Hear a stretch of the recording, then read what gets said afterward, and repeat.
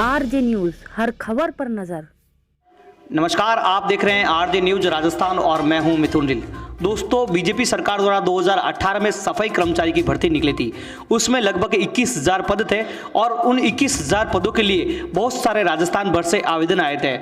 सर्वप्रथम ये जो कार्य था वो वाल्मीकि समाज का था, जिनको प्राथमिकता देनी चाहिए थी, लेकिन ऐसा नहीं हुआ और इस भर्ती के अंदर लगभग सभी कौम के लोगों ने आवेदन किया था। 18 सफाई कर्मचारी की जो भर्ती थी उसमें वाल्मीकि समाज के कई लोगों ने आवेदन किया था और आवेदन होने के बाद उनका सिलेक्शन भी हुआ था, लेकिन डिपार्टमेंट की गलती के कारण उनका सिलेक्शन किसी और कैटेगरी में, किसी और विभाग में हो गया था। उन सफाई कर्मचारियों को जो रोजगार था, जो नौकरी थी, उनसे वंचित कर दिया गया। तो इसको लेकर राष्ट्रीय वंचित लोक मंच के बैनर तले एक कैंप रखा गया था, जिसके अंदर आप ऐसे लोगों का आवेदन लिया गया था जिनकी नौकरी आ चुकी है या उन्हें किसी वजह से सरकार द्वारा नौकरी से वंचित रखा गया है। उस कैंप में जो आवेदन आए थे, उस आवेदन को लेकर आज हम उनसे चर्चा करेंगे कि आखिर कितने आवेदन आए थे और क्या समस्याएं उन लोगों की बड़ी समस्या थी, वो क्या सामने आई थी। राष्ट्रीय वंचित लोक महासचिव हमारे साथ में मौजूद है, सुरेंद्र जी छवानी। तो आइए इनसे अपन बात करते हैं कि क्या हुआ था उस कैंप में। सर, पहले तो आरजे न्यूज राजस्थान में आपका बहुत बहुत स्वागत है सर। धन्यवाद सर। सर, मैं ये जानना चाह रहा था, ये जो कैंप हुआ था वो कहाँ आयोजित हुआ था, तो इसमें क्या क्या जन सुनवाई हुई थी सर? हमने सफाई कर्मचारी भर्ती से संबंधित निवारण के लिए एक कैंप गणेश मंदिर, घोड़ोगा चौक, जोधपुर में हमारे प्रदेश कांग्रेस कमेटी के सचिव महोदय श्रीमान जी सचिन जी सरवटे साहब और राष्ट्रीय वंचित लोक मंच के विधि सलाहकार सुनील दत्त जी चावरिया और मैं स्वयं जिला महासचिव सुरेंद्र सिंह छवानी एवं हमारी टीम ने मिलकर एक दिवसीय शिविर आयोजित किया। इस शिविर में सफाई कर्मचारी भर्ती के अभ्यावेदनों में जैसे 2 से अधिक संतान वाले, गलत कैटेगरी वाले, अनुभव की कमी के कारण हटाए गए, खिलाड़ी वर्ग, भूतपूर्व सैनिक, विशेष योग्यजन और वंचितों के रूप में न्यायालय आदेशों से आए अभ्यावेदनों के दस्तावेज हमें प्राप्त हुए और कई हमें ईमेल के माध्यम से भी दस्तावेज प्राप्त हुए हैं और हमारे प्रदेश सचिव सचिन जी सरवटे 2-3 दिन के अंदर माननीय मुख्यमंत्री जी से मिलेंगे और हमारा पूरा प्रयास होगा कि इन अभ्यावेदनों का निस्तारण करवाएं। सर, मैं आपसे जानना चाहूँगा, जैसे ये जो आपने कैंप रखा था, उस कैंप के अंदर जो जन सुनवाई हुई थी उसमें वाल्मीकि समाज के लोगों के द्वारा ही आवेदन हुआ था या अदर समाज के लोगों ने भी अपनी समस्याओं को आपके पास पहुँचाया था सर? लगभग वाल्मीकि समाज के लोग ही आए थे और उन्होंने अपनी पूरी पीड़ा हमें बताई, जिस पर हमने उनके सभी दस्तावेज इकट्ठे किए हैं। सर, लगभग कितने आवेदन आए थे आपके पास इस जन सुनवाई कैंप में? इस शिविर में लगभग 150 अभ्यावेदन हमारे पास आए थे और उसके बाद में कोरोना गाइडलाइन का भी पालन करते हुए हमने वर्चुअल और ईमेल के माध्यम से भी हमें लगभग 80 से 100 आवेदन प्राप्त हुए हैं। इस प्रकार हमारे पास लगभग 250 अभ्यावेदन आ चुके हैं और हमने हमारे प्रदेश सचिव महोदय सचिन जी सरवटे से बात की, जिस पर उन्होंने हमें बताया कि 2-3 दिन के अंदर अंदर हम मुख्यमंत्री निवास स्थान पर जाएंगे और उनसे भेंट कर इन अभ्यावेदनों के निस्तारण का पूरा प्रयास करेंगे। देख सकते हैं 2018 में जो सफाई कर्मचारी की भर्ती बीजेपी सरकार द्वारा निकाली गई थी उसमें उनको सिलेक्शन हुआ था, लेकिन अभी तक उनको ज्वाइनिंग नहीं दी गई है। उनके कई सारे ऐसे उनके हैं, जैसे किसी के बच्चों वाला कोई हो गया कि दो से ज़्यादा बच्चे हैं, किसी के भूतपूर्व सैनिक है तो उनके आवेदन मतलब हर तरीके से उनके आवेदन अगर इनके पास आए हैं और उनको अभी तक नौकरी पर नहीं चढ़ाया गया है, तो उन सभी ने अपनी शिकायतें राष्ट्रीय वंचित लोक मंच के बैनर तले जो कैंप हुआ था उसमें रखी थी और सर का बताना है कि जैसे 200 से 250 आवेदन इनके पास लगभग आ चुके हैं और बहुत ही जल्द राजस्थान सरकार के मुख्यमंत्री जी से ये भेंट करके निवारण करने की पूर्ण कोशिश करेंगे। आइए इस बारे में अपन और जानेंगे और हमारे साथ में पीसीसी सचिव सचिन जी सरवटे हमारे साथ में है, तो आइए इनसे अपन बात करते हैं क्योंकि राष्ट्रीय वंचित लोक मंच के जो संयोजक है यही हैं और इन्होंने ही इस कैंप का आयोजन करवाया था, तो हम इनसे भी बात करेंगे। सर, आप इस बारे में क्या कहना चाहेंगे? ऐसा है कि जो 2018 में सफाई कर्मचारियों की भर्ती की गई थी उसमें बीजेपी सरकार ने बिल्कुल ही आनन फानन में और एक तरह से राजनीतिक लाभ लेने की नीयत से इसको फटाफट में तुरंत में इसको पूर्ण करने का प्रयास किया, जिसका नतीजा ये निकला कि कई गलत तरीके से भर्तियां हो गई और कई लोगों को जो है नौकरी से हाथ धोना पड़ा।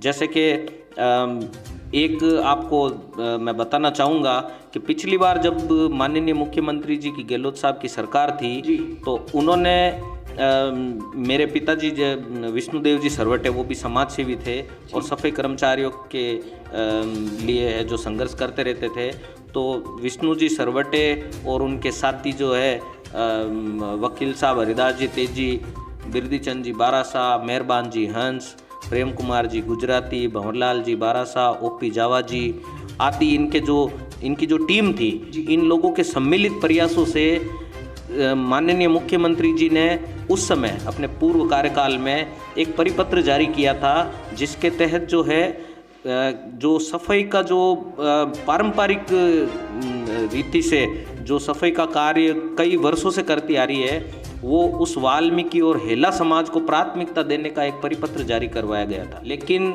भाजपा ने 2018 में जो ये सफाई कर्मचारी की भर्ती की, इसको राजनीतिक दृष्टिकोण से करते हुए इसके अंदर उस परिपत्र की पूर्ण रूप से अवहेलना की, जिसका नतीजा ये निकला कि ऐसे लोगों का इसमें चयन हो गया जिन्होंने कभी झाड़ू तक नहीं पकड़ा था। और हम ये नहीं कहते, संवैधानिक अधिकार सबका है, हर पोस्ट के लिए हर भारत के अंदर जो भी नियुक्ति निकलती है, जो वैकेंसी निकलती है, उसमें जो है अप्लाई करने का सबको अधिकार है, लेकिन वो काम तो करें। बिल्कुल सही। आज आलम ये है कि कई जो गैर वाल्मीकि समाज के लोगों ने इसके अंतर्गत अप्लाई किया, उनका चयन हो गया, आज वो अपने घरों में बैठे हैं या ऑफिसों में बैठे हैं अपनी जान पहचान लगाकर, और सफाई अल्टीमेटली जो है सफाई का काम जो है वो वाल्मीकि समाज का गरीब कर रहा है और उसको उसके बदले में 2-3 हज़ार रुपये महीने का मिलता है। तो ऐसा क्यों? गलत है ये। सही बात। तो ये जो परिपत्र था जो माननीय मुख्यमंत्री जी ने निकाला था, वो एक सफाई कर्मचारियों के वाल्मीकि समाज के हित में निकाला था, ताकि परंपरागत सफाई करने वाले अधिक से अधिक वाल्मीकि समाज को प्राथमिकता मिले। इसका जो भाजपा ने जो इस परिपत्र को जो इग्नोर किया, जिसका नतीजा ये है कि आज कई जो ज़रूरतमंद थे वो वंचित रह गए। उसके बाद डिपार्टमेंट की गलती से, सॉफ्टवेयर की गलती से कई ऐसे कैटेगरी जो एससी में है उसका एसटी में कर दिया, जो एसटी में उसको जनरल में कर दिया, जो जनरल में उसको ओबीसी में कर दिया, कोई महिला है तो उसको पुरुष बना दिया, किसी की उम्र गलत लिख दी, किसी का नाम गलत लिख दिया। तो ये आवेदक की गलती थोड़ी है, ये गलती तो डिपार्टमेंट की है। तो ऐसे कई जो आवेदन है जिनकी नियुक्ति पत्र जारी हो गए थे, उनको जो है घर पे बिठा दिया गया, उनकी नियुक्ति रद्द करके। और कुछ जो हल्के फुल्के जो आपराधिक मामलों के अंदर जिनके ऊपर कोई कोर्ट में पेंडिंग ट्रायल चल रहा है, उन लोगों को है जो वो पेंडिंग ट्रायल का हवाला देकर और उनको घर बिठा दिया गया, जबकि वो कोई बड़े अपराध में लिप्त नहीं है या ऐसी कोई सरकारी गाइडलाइन नहीं है कि जिसके कारण है जो उनको नौकरी से वंचित कर दिया जाए। तो ऐसे बहुत सारे केस है, बहुत गरीब आए, मेरी आत्मा जल गई उन लोगों को देख के। तो उस कैंप के अंदर जो है हमारी टीम ने बहुत सहयोग किया, पूरी मेरे फादर की पूरी टीम थी, वो मेरे पापा की वहाँ बैठक है गणेश मंदिर में, तो वहाँ पे बिरदी चंद जी बारासा है, भंवरलाल जी बारासा है, अपने मेहरबान जी हंस है, ये प्रेम कुमार जी गुजराती है, ओपी जावा जी है, और ये राजनारायण जी, ये रामनारायण जी घारू साहब है। तो कई साथियों ने वहाँ पे सहयोग किया। हमारे जोधपुर संभाग के जो अध्यक्ष है दिनेश जी चांवरिया है, जीतराज जी चांगरा है, नरेंद्र जी पंडित है, हमारे जो जिला के महासचिव है सुरेंद्र जी छवानी है, विधि सलाहकार है हमारे सुनील दत्त जी चांवरिया। पूरी टीम ने एक टीम वर्क करते हुए लोगों की समस्याओं को सुना, और इसमें कई गणमान्य समाज सेवी भी आए, रमेश जी बारासा वो आए, उन्होंने भी अपना पूरा सहयोग दिया। तोइस बारासाहेब जो कि रजिस्ट्रार है नगर निगम में, हमने उनसे भी रिक्वेस्ट करके उनको बुलाया, तो उन्होंने भी अपना समय दिया। और इस तरह से है जो कोरोना गाइडलाइन का पालन करते हुए पूरे इस कैंप का आयोजन किया गया और बहुत कोरोना की पूरी गाइडलाइन का पालन किया गया। मास्क और सैनिटाइजर का पूरा ध्यान रखा गया। फिर जो है कैंप का समय 3 घंटे रखा था, लेकिन इसको 5 घंटे तक चलाना पड़ा क्योंकि लोग जैसे जैसे सुन रहे थे वैसे वैसे आ रहे थे। इस कारण से फिर हमने क्या किया कि इसको वर्चुअल कर दिया। तो इसको क्या है कि 9 तारीख को ये कैंप लगा था, फिर हमने इसको 25 तारीख तक एक्सटेंड कर दिया। वर्चुअल में ऐसा है कि हमने कुछ फ़ोन नंबर हमारे कार्यकर्ताओं के जारी कर दिए। उन फ़ोन नंबर पे संपर्क करके परिवादी जो है अपना आवेदन उनको फ़ोन करके और उन तक पहुंचा देता था।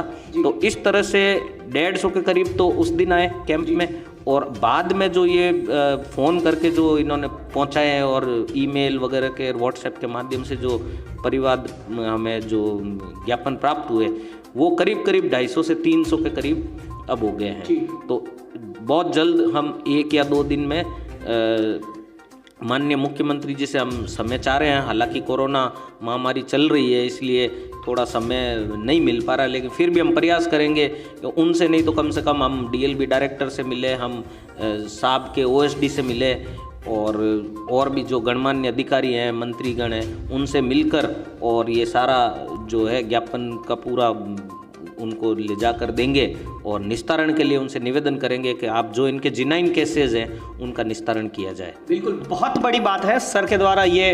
मैं अपने आरजे न्यूज़ मग के माध्यम से उन लोगों को आश्वस्त करना चाहूँगा जिन्होंने 2018 की भर्ती में जिनका सिलेक्शन हुआ, लेकिन किन्हीं कारणों की वजह से उनका सिलेक्शन अभी तक रुका हुआ है, उनको ज्वाइनिंग नहीं दे रखी है। तो सर ने अभी आश्वासन दिया है कि हम बहुत जल्द आप लोगों की समस्याओं को लेकर राजस्थान सरकार के जो मुख्यमंत्री महोदय हैं उनके पास जाएंगे और उनसे प्रयास करेंगे कि आपकी समस्या का जल्द से जल्द निस्तारण हो सके।